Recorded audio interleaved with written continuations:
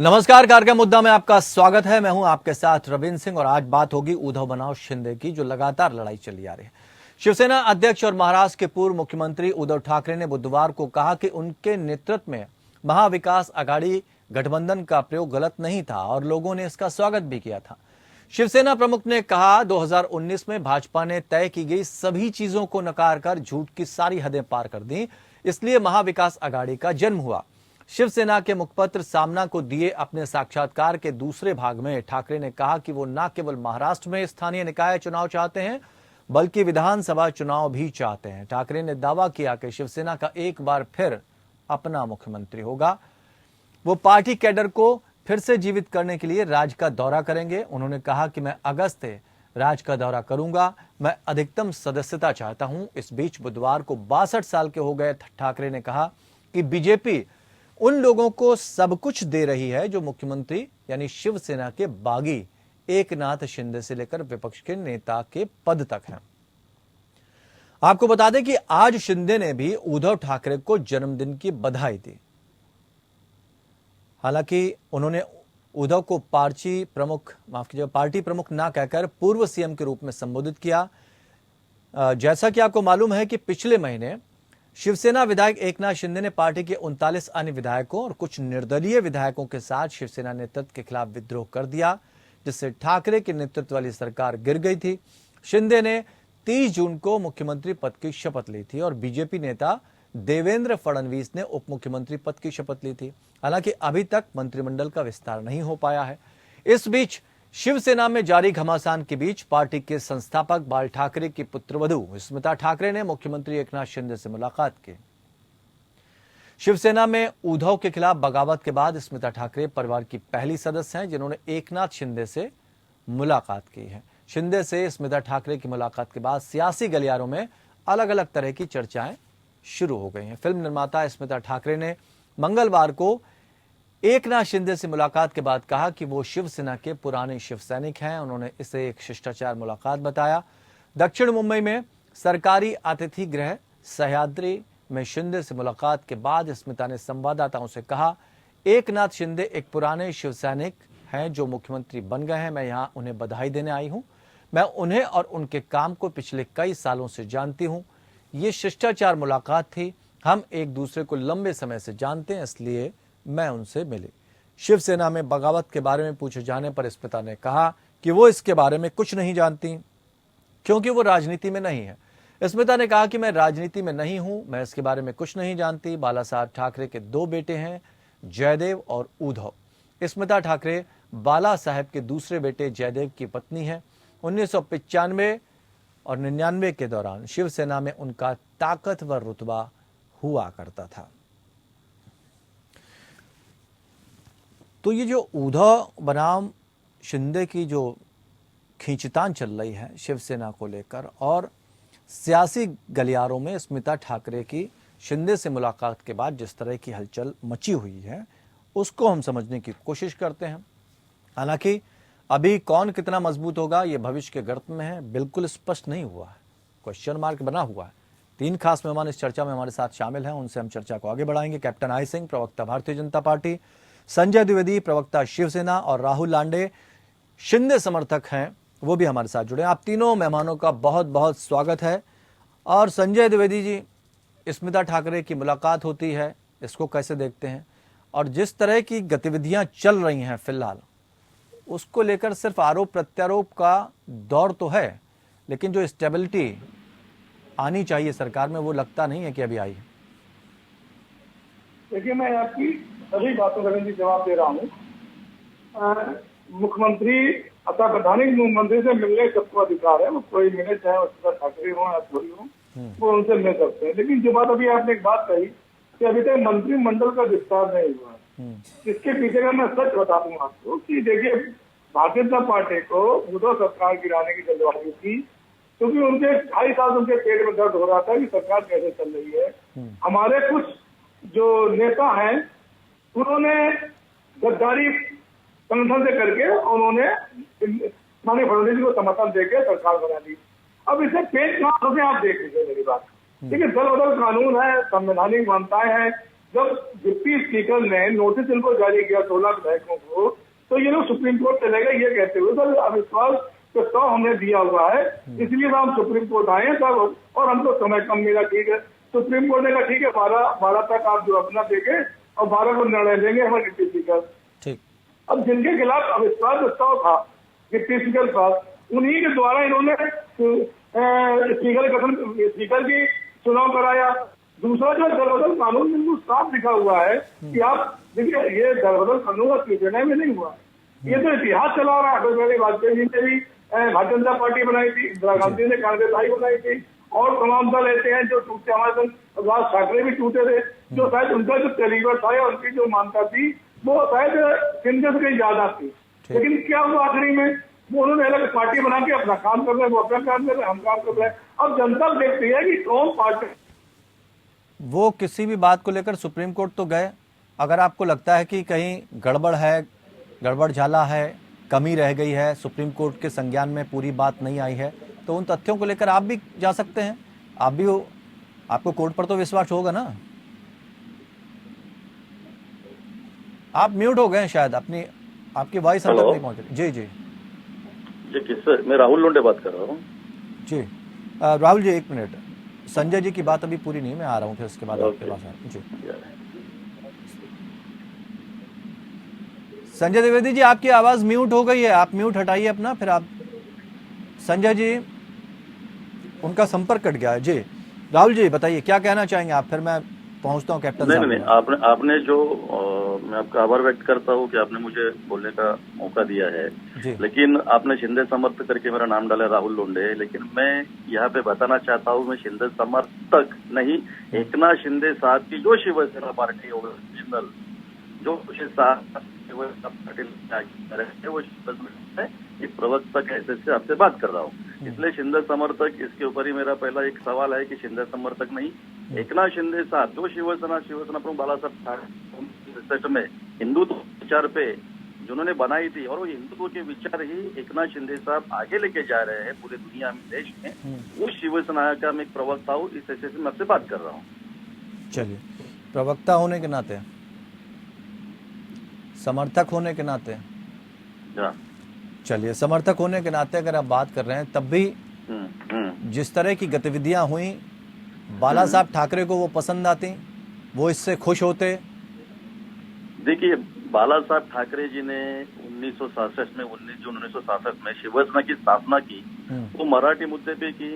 मराठी मुद्दा बाला साहब ठाकरे आगे लेके गए, और मराठी मुद्दे के बाद इस देश में हिंदुत्व और राष्ट्रीयत्व है, जिसका नारा खुद बाला साहब ठाकरे शिवसेना प्रमुख ने दिया है कि ये हिंदुस्तान हिंदुओं का है, हिंदुत्व यहाँ पे चल रहा है, गर्व से। नहीं, आपके कह देने से क्या होता, संविधान तो आपने पढ़ा ही होगा ना, संविधान की तो जानकारी आपकी होगी। आप राजनीतिक ठाकरे की जो विचारधारा है, मैं आपको ये बता रहा हूँ ना कि बाला साहब ठाकरे जी ने कौन से विचारधारा पे पार्टी स्थापन की थी शिवसेना की, कौन सी बुनियाद का शिवसेना का ढांचा क्या था, कौन सा बुनियादी ढांचा था, ये आपको मैं बता रहा हूँ। और जो आपने जो सवाल किया है कि जो अभी का जो शिंदे सरकार, बीजेपी शिवसेना का जो गठबंधन की सरकार महाराष्ट्र में आई है, निश्चित तौर पे अगर बाला साहब ठाकरे रहते तो एकनाथ शिंदे साहब को बुला के मातोश्री पे आशीर्वाद ही देते थे कि मेरे विचारों की सरकार फिर से इस महाराष्ट्र में तो बाला साहब अगर होते, राहुल जी बाला साहब अगर होते तो क्या शिंदे जी की इतनी हिम्मत होती कि वो पार्टी छोड़ के दूसरी पार्टी में जाते हैं? देखिए, बाला साहब ठाकरे 2012 में उनका महापरिनिर्वाण हो गया, वो महापुरुष है, युग पुरुष है, हम शिवसैनिक आज भी हमारे भगवान है। लेकिन बाला साहब ठाकरे जी ने पूरे जीवन में, पूरी हयात में कांग्रेस और राष्ट्रवादी कांग्रेस को लथाड़ा। ये दोनों कांग्रेस हिंदुत्ववादी विचारधाराओं की नहीं है। बाला साहब ठाकरे ने बार बार ये भूमिका दोहराई, पूरे देश में दोहराई। और पूरी बाला साहब ठाकरे जी का एक इंटरव्यू है कि मेरी शिवसेना के में कांग्रेस और राष्ट्रवादी कांग्रेस होने। उद्धव ठाकरे क्या है आपके लिए? उद्धव ठाकरे मतलब अगर बाला साहब ये हैं, शिंदे जी के आप समर्थक हैं, तो फिर उद्धव ठाकरे क्या है इस वक्त आपके लिए? नहीं, उद्धव ठाकरे जी अच्छे इंसान है, ये इस से मैं बात कर रहा हूँ। लेकिन जो विचारधारा पार्टी की है वो पार्टी की विचारधारा उन्होंने छोड़ी, इसलिए एकनाथ शिंदे साहब ने विचारधारा पक्ष में विचारधारा आगे लेके जा रहे। उसमें क्या गुनाह किया एकनाथ शिंदे साहब ने? जो बाला साहब ठाकरे जी के संस्कार है, विचार है, वही आगे लेके जाने के लिए प्रयास एकनाथ शिंदे साहब और जो 40 विधायक है महाराष्ट्र के, जो शिवसेना पार्टी करके आगे लेके जा रहे। देखो, शिंदे साहब ने ना बीजेपी में प्रवेश किया, न राष्ट्रवादी में प्रवेश किया, न कांग्रेस में प्रवेश किया, न मनसे में प्रवेश किया, न कौन सी ठीक है। कैप्टन आई सिंह, शिवसेना करके आगे जा रहे हैं। कैप्टन आई सिंह जी, राहुल लांडे कह रहे हैं कि उद्धव ठाकरे जी बहुत अच्छे इंसान हैं, लेकिन उसके बावजूद सब छोड़कर आपके पास चले गए, और अब देवेंद्र फडणवीस जी आ रहे हैं, तमाम चीज़ों पर रोक लगा रहे हैं। 400 से ज़्यादा मामले ये कह रहे हैं कि चलते फिरते पास हो गए और काम, योजनाएं पास हो गई, उन पर काम होना शुरू कर दिया। तो अब ये है कि आएंगे तो बदले की भावना से काम होगा। आप म्यूट पे हैं शायद, अपना म्यूट हटा लीजिए। जी जी आ रही आवाज, बोलिए बोलिए। रजत जी, आपने जो कहा सवाल, थोड़ा मैं उसको करेक्ट कर दूं। आपने जो अभी हमारे मित्र कह रहे थे, जो शिंदे समर्थक थे, उन्होंने ये कहा था कि उद्धव ठाकरे एक इंसान है। ठीक है, अच्छी बात है, अच्छे इंसान है। इंसान सभी अच्छे होते हैं, कोई बुरा नहीं होता। विचारधारा अलग अलग होती है। उसमें उन्होंने जो कहा उसको मैं कोई गलत नहीं मानता हूँ, क्योंकि विचारधारा अलग होती, इंसान कोई बुरा नहीं होता। विचारधारा ही तो थी उद्धव ठाकरे की, जो उसको आज ही है कहाँ से कहाँ ले गई, जो कभी महाराज। अच्छा, तो कैप्टन जी एक बात बताइए कि अगर कोई हिंदुत्ववादी विचारधारा का है लेकिन वो बीजेपी से अलग गठबंधन कर लेता है तो फिर वो अच्छा नहीं रहता? रविंद्र जी, आप एक बात को लेके चले, मान के चले कि अगर बाला साहब अगर जिंदा होते तो हो सकता है कि ये जो कांग्रेस का इनका जो गठबंधन हुआ है कभी होता ही नहीं। बाला साहब के आपको विचार जानते हो कितने साफ सुथरे विचार थे। उन्होंने तो क्लियर कहा था कि कांग्रेस का साथ मुझे कभी लेना पड़ा तो मुझे नहीं चाहिए, मैं अपनी एक दुकान बंद कर दूंगा, घर बैठ जाऊंगा, मगर कांग्रेस को चिमटी से भी नहीं छूऊंगा। तो बाला साहब के तो ये आदर्श थे। बाला साहब ने ये भी कहा था कि मैं कभी राजनीति में भी नहीं आऊंगा, मैं तो किंग मेकर हूं। वही तो मैं कह रहा हूं, उन्होंने तो कभी मुख्य सीएम की कुर्सी की इच्छा ही नहीं रखी है। ठीक बात। उनके जैसा नेता होना मेरा ख्याल है मुश्किल है। मगर उद्धव ठाकरे की ये इच्छा जो परिवर्तन हुई कि उन्होंने अपना सबसे पुराना गठबंधन तोड़ा सत्ता के लालच में, और उन जो देश विरोधी ताकतों के साथ हाथ मिलाया। हमारा सवाल कैप्टन साहब जी वो ये था कि अगर आप सत्ता में आ गए हैं तो फिर जो पार्टी सत्ता में थी उसकी जो महत्वाकांक्षी योजनाएं हैं उसको रोक दिया जाएगा। ब्रेक के बाद हम आपसे ये जवाब लेना चाहेंगे कि आखिर क्या वजह है कि एक सत्ताधारी दल हटता है अगर सत्ता से, या उसकी सरकार गिर जाती है या वो हार जाते हैं, तो फिर उसके बाद जिस तरह की कार्रवाई होती है उस कार्रवाई में कितनी पारदर्शिता होती है। ऐसे में सवाल ये उठते हैं कि क्या जो भी सरकार आएगी वो दूसरी सरकार के खिलाफ द्वेष भावना से काम करेगी? क्योंकि भारतीय जनता पार्टी जहां तक कह रही है, फडणवीस ने यही कहा कि 400 चलते फिरते 400 अधिसूचनाएं जारी कर दी गई। बड़ा सवाल है ये, इसको समझना होगा कि कोई सरकार क्या पहले से काम नहीं कर रही थी। इसका मतलब जब उनको ये डर सताने लगा कि हम गिर जाएंगे या कहीं ना कहीं घालमेल हो सकता है, तो क्या ये अधिसूचनाएं इस तरह से जारी की गई? सबसे पहले हम चलते हैं संजय द्विवेदी के पास, उसके बाद हम कैप्टन साहब के पास चलते हैं। संजय द्विवेदी जी, आरोप है ये देवेंद्र फडणवीस का कि चलते फिरते 400 अधिसूचनाएं जारी कर दी गई, उनकी जांच है जी। जब तक 12 मंत्री ना बने किसी कैबिनेट में, आज 15% मंत्री होने चाहिए, उस हिसाब से 42 मंत्री बनने चाहिए थे आज। और ये मंत्री 2 मंत्री सिर्फ बने हुए हैं। उस 12 जब तक मंत्री ना हो आप कैबिनेट कोई फैसला नहीं ले सकते हैं। हमने क्या किया क्या नहीं किया, ये जब आप पूरा कैबिनेट विस्तार कर लीजिए, सूचनाएं जारी करने का अधिकार है या नहीं है, ये कहने वाले मन देवेंद्र फडणवीस कौन होते हैं? भाई हमने किया कोई गलत काम तो नहीं किया हमने, हम तो संगठन महाराष्ट्र नहीं, बात गलत की नहीं है, बात चलते फिरते का मतलब समझ रहे हैं ना आप, कि कम से कम जाते जाते अगर हम गिर जाते हैं तो काम कुछ दिखाएंगे, यानी पहले से काम नहीं किया ना। हमारे सरकार गिर रही है, ये कोई मतलब थोड़ी ना उसका होता है कि सरकार गिरने से पहले हमने कार्य किया। ये कोई मतलब थोड़ी ना होता है। जब जो देवेंद्र फडणवीस 80 घंटे के लिए बने थे, इन्होंने कितने फैसले लिए थे, पूछे जाए फडणवीस जी से।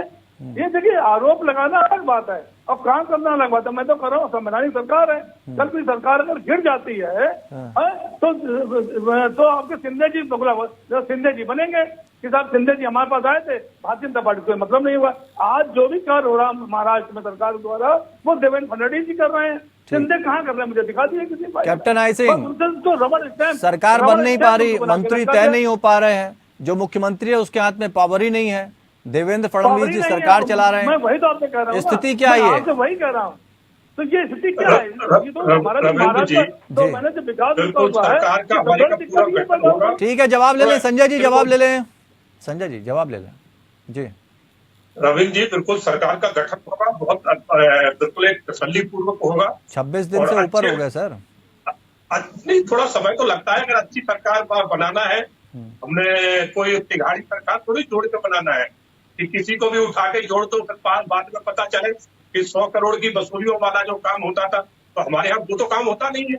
हमारे यहाँ तो जनता के हित की बात होगी। मतलब आप भी ये मान रहे हैं किसी चीज को बिखेर देना, तोड़ देना तो बहुत आसान काम है, लेकिन बनाना बहुत मुश्किल काम है। बिल्कुल, जो कोई भी अच्छा कार्य किया जाए तो उसमें मेहनत लगती है और साफ नियति रखना पड़ती है। जहाँ साफ नीति है वहाँ अच्छे काम होंगे ही होंगे, मगर इनकी तो साफ नीति थी नहीं।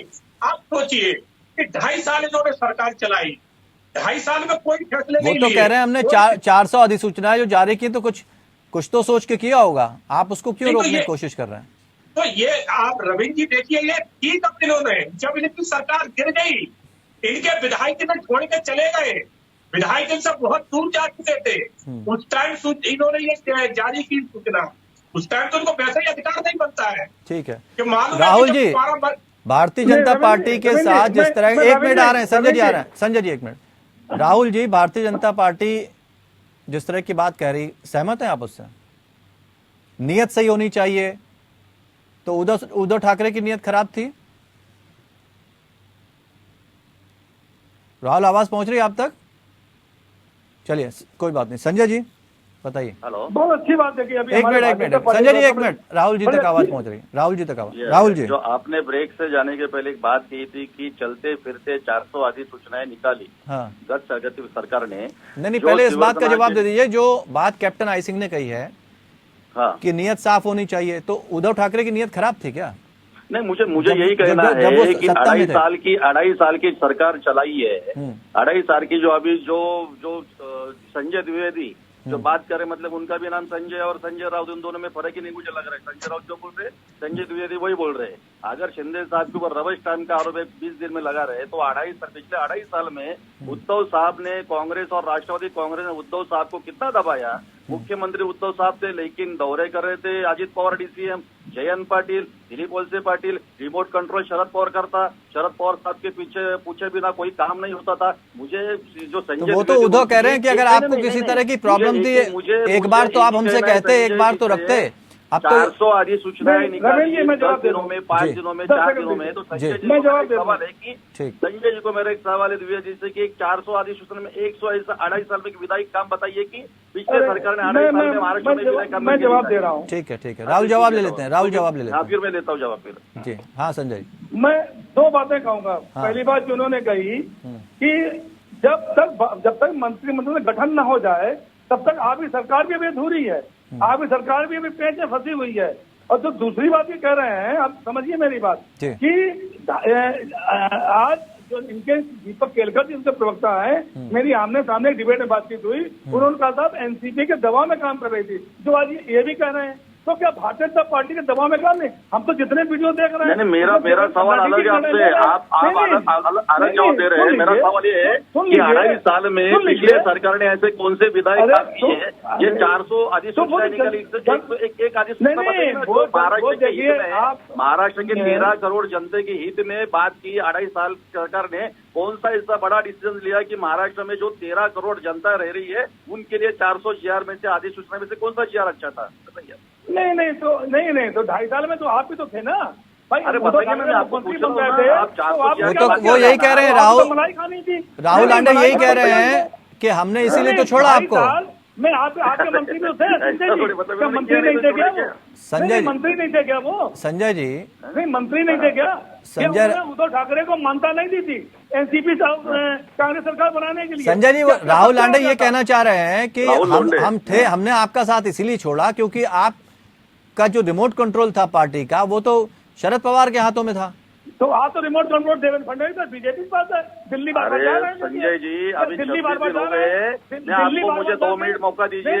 ठीक है संजय जी, 1 मिनट, संजय जी 1 मिनट, संजय जी समय कम है, संजय जी 1 मिनट। पहले दिन में ही एकनाथ शिंदे साहब इस महाराष्ट्र के मुख्यमंत्री होने के बाद नहीं, राहुल लांडे जी, राहुल जी 1 मिनट, राहुल जी वो ये कहना चाह रहे हैं कि पहले अगर शरद पवार के हाथों में रिमोट था तो आप किसके हाथों में रिमोट है? आपको लगता है कि पूरी तरह से पावरफुल है आप? रिमोट कुछ नहीं, बैठना अलग है। आप महाराष्ट्र के मुख्यमंत्री है, सरकार चला रहे हैं। कौन? सरकार तो देवेंद्र फडणवीस चला रहे हैं ना। चीफ मिनिस्टर का अनुभव है उनका। देखिए, शिक्षित होना, आपका रिमोट तो फडणवीस जी के हाथों में है। बाबा साहब अम्बेडकर ने भी कहा था, सुनिए मेरी बात आपकी, डॉक्टर बाबा साहब अम्बेडकर ने भी कहा था। ठीक है, आपको जितना ठीक है, कैप्टन साहब कुछ कहना चाहते हैं? 1 मिनट, कैप्टन साहब जी। रविंद्र जी, सरकार बहुत अच्छा अपना काम कर रही है और इस टाइम मुख्यमंत्री हमारे एकनाथ शिंदे हैं और पूर्ण आजादी से काम कर रहे हैं। उनका रिमोट किसी के हाथ में नहीं है, बिल्कुल वो फ्री ऑफ डिसीजन ले सकते हैं और सरकार उन्हीं के सामने तो सरकार चल रही है। नहीं मत बोलिए, ये सारे फैसले देवेंद्र फडणवीस कर रहे हैं। कैप्टन साहब, संजय द्विवेदी साहब, मुझे आपसे एक ही सवाल है, आप मेरे सवाल का जवाब नहीं दे रहे। 400 जो अधिसूचनाएं निकाली 10 दिन में, 5 दिन में, तो 2.5 साल में पिछले सरकार ने, ठाकरे सरकार ने कौन सा 13 करोड़ जनता के लिए विधायक काम सबसे बड़ा किया हो तो मुझे बताइए जरा। वो तो चुनाव में आप भी जाएंगे, चुनाव हम भी जाएंगे। अरे अभी बताओ ना, चैनल के माध्यम से पूरे महाराष्ट्र प्रदेश को समझना चाहिए। चलिए, नहीं कोई, संजय जी जवाब है कोई आपके पास? संजय जी बहुत सीधा सा, राहुल ने बहुत सीधा सा जवाब लिया आपसे। संजय जी, राहुल ने बहुत सीधा जवाब लिया। 1 मिनट राहुल जी, संजय जी बहुत सीधा सा सवाल, आप काम बता दो ना, आप काम गिना दो उनको। और संजय जी चुनाव में तो तब जाओगे जब आपका सिंबल बचेगा, आपका सिंबल भी नहीं बचेगा। ठीक है, आप इस लायक भी नहीं रहोगे, सेना का सिंबल आप पे रहे। नहीं गिना पा रहे ना आप काम, दिक्कत यही आती है। चलिए, शुक्रिया बहुत बहुत आप सभी खास मेहमानों का हमारे साथ चर्चा में शामिल होने के लिए। उठापटक तो चलती रहती राजनीति में, लेकिन सवाल ये, अगर काम किया है तो आपके जो मेन काम है, खास काम है, जनता के लिए किए गए काम है और आपको लगता है कि बड़े स्तर पर वो काम किए हैं, तो आप उंगलियों पर गिना सकते हैं, उसमें क्या दिक्कत आ रही है। लेकिन नहीं गिना पाना मतलब क्वेश्चन मार्क लगा रहा है। लेकिन बात रिमोट कंट्रोल की जैसे राहुल लांडे ने की, तो ये भी समझना होगा कि शिंदे का रिमोट कंट्रोल किसके हाथ में है, वास्तविकता क्या है। यानी दोनों तरफ से सरकारें दोनों रिमोट कंट्रोल से ही चल रही थी। लेकिन इससे पहले भी कहा जाता था, जो भारतीय जनता पार्टी और एनडीए की सरकार कहती थी कि ऊपर बड़े स्तर के एक नेता का रिमोट किसी और के हाथ में था। तो आने वाले समय में चूंकि टेक्नोलॉजी बहुत हाई है, तो सारी सरकारें क्या रिमोट कंट्रोल से ही चलेंगी, ये भी एक बड़ा सवाल है। तो फिलहाल मुद्दा में इतना ही, जुड़े रहिए हमारे साथ।